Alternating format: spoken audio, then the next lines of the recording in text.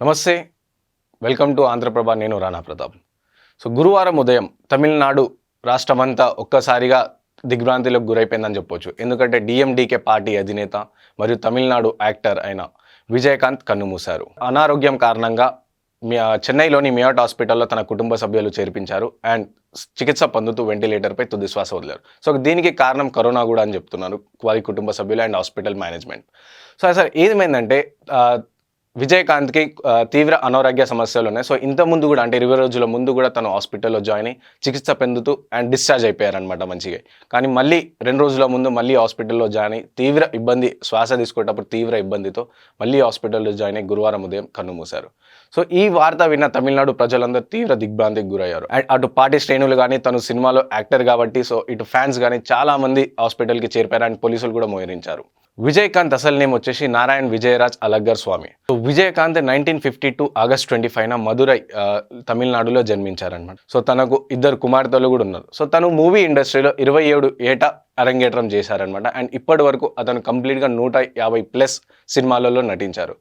అతను 1984 సంవత్సరంలో ఒక సంవత్సరంలో తను నటించిన 18 సినిమాలు రిలీజ్ అయినాయి. అంటే 1 ఇయర్లో 18 మూవీస్ రిలీజ్ అయినాయి. ఇది ఒక రికార్డ్ తమిళనాడు కోలీవుడ్ ఇండస్ట్రీలో కూడా.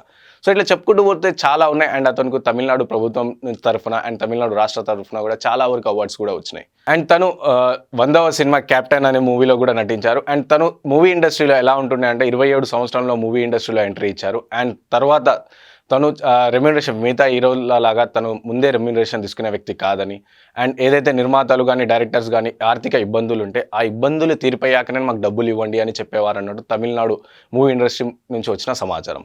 ఇలా అంటే ప్రజలకు సేవ చేయాలని చెప్పేసి 2005లో డిఎండికే పార్టీ స్థాపించారు. అండ్ 2006 అండ్ 2011 2సార్లు తమిళనాడు అసెంబ్లీ ఎలక్షన్లో గెలిచారు. అండ్ 2016లో తను ఓటమి పాలయ్యారనమాట. ఇలా ప్రజలకు సేవ చేయాలని చెప్పేసి 2005లో తన పార్టీ పెట్టి అండ్ పార్టీ పెట్టిన సంవత్సరంలోనే మన ఆంధ్రప్రదేశ్లో ఎన్టీఆర్ లాగా పార్టీ పెట్టిన సంవత్సరానికి అధికారంలోకి వచ్చారనమాట.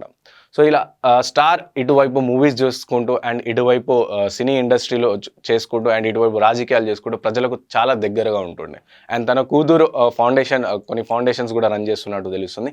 అండ్ తను కూడా విజయకాంత్ యొక్క కూతురు కూడా కొన్ని మూవీస్లో కూడా యాక్ట్ చేశారనమాట. ఓవరాల్ విజయకాంత్ కెరీర్లో 156కి పైగా మూవీస్ చేశారు. అండ్ తన లాస్ట్ మూవీ వచ్చేసి 2015లో సగప్తన్. ఈ మూవీలో లాస్ట్. అండ్ తను రిలీజ్ చేసిన మూవీస్ అతను ఒక ఉద్యమకారి అని చెప్తుంటారు అక్కడ ప్రజలు. ఎందుకంటే తను తమిళంలో తప్ప ఏ లాంగ్వేజ్లో కూడా మూవీస్ చేయలేరనమాట.